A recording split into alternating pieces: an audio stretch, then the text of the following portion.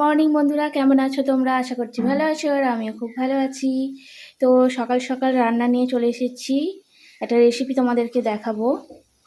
তো এই যে এখানে আছে ওল আর আলু। তো আজকে হচ্ছে ওল চিংড়ি করব।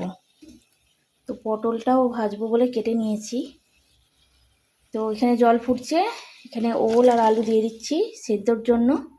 একটু নুন দেবো, নুন দিয়ে শুধু সেদ্ধ করব। তো তোমরা দেখতে থাকো ভিডিওটা। নুন দিচ্ছি, নুন দিয়েই শুধু সেদ্ধ করবো আগে। দেখি এই ফার্স্ট টাইম ওল রান্না করছি আমার মতো করে, দেখা যাক কেমন হয়। এই যে অনেকটা সেদ্ধ হয়ে গেছে, এবারে নামিয়ে নেবো। পুরোপুরি সেদ্ধ করব না আমি, এবারে তরকারিটা যখন সম্ভব। এই যে অনেকটাই সেদ্ধ হয়ে গেছে, এবার নামিয়ে নিয়েছি। এবারে চিংড়ি মাছটা, এই যে চিংড়ি মাছটা ভেজে নেব। কড়াই তেল আর নুন হলুদ দিয়ে দিয়েছি। মাছটা ভাজা হয়ে গেছে, তুলে নেবো এবারে। খুব না ভাজলেও হবে, কারণ তরকারিতে ফুটলে আপনিও সেদ্ধ হয়ে যাবে। হালকা ভাজাই চিংড়ি মাছ ভালো। এই যে এতে কালো জিরে আছে, কালো জিরে ফোড়ন দিয়ে দেবো একটু। আর আমি আজকে ওলটা ভাজবো না, আমি ডাইরেক্ট একদম মশলা কষে দিয়ে দেবো। পেঁয়াজ কুচি দিয়ে দিলাম, টমেটো কুচি। আজকে একটু মশলাদার করবো, স্পাইসি।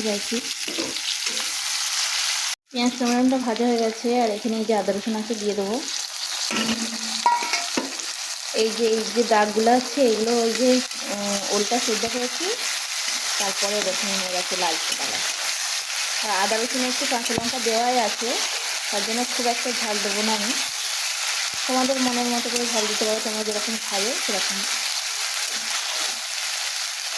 এই লঙ্কা হলুদ দিয়ে দেবো, দিয়ে 1 চামচ লঙ্কা দিলাম, হলুদ গুঁড়ো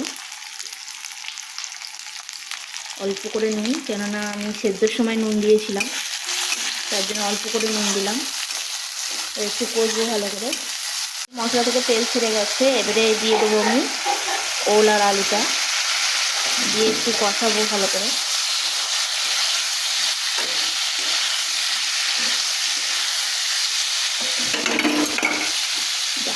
এটাই পড়ে গেল। চিংড়ি মাছটা দিয়ে দিলাম।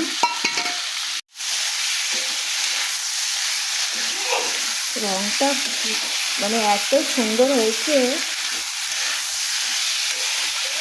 কষানো হয়ে গেছে। এবার জল ঢেলে দেবো, অল্প করে জল দেবো, মানে মাখা মাখা করবো। এই যে অল্প করে জল দিয়েছি। মারে হ্যাঁচিও করছে, এত মশলা কষার গন্ধ উঠেছে।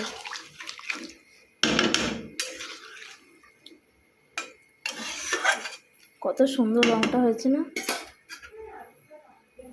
এই যে তরকারিটা হয়ে গেছে, নুনও ঠিক আছে, আর এতে আছে একটু জিরে গুঁড়ো আর মিট মশলা গুঁড়ো। তো একটু দিয়ে দিলাম স্বাদ বেশি হওয়ার জন্য, অল্প করেই দিলাম। তরকারির রঙটা কত সুন্দর হয়েছে না? কেমন লাগলো অবশ্যই কিন্তু কমেন্ট করে জানাবে। চলো ঢেলে ফেলি। এই যে নামিয়ে নিয়েছি, হয়ে গেছে আমার তরকারি ওল চিংড়ি। তো কেমন হয়েছে কমেন্ট করবে কিন্তু তোমরা। ভালো লাগলে একটা লাইক করে দিও। তো সবাইকে জানাই টাটা, ভালো থেকো, সুস্থ থেকো, টাটা।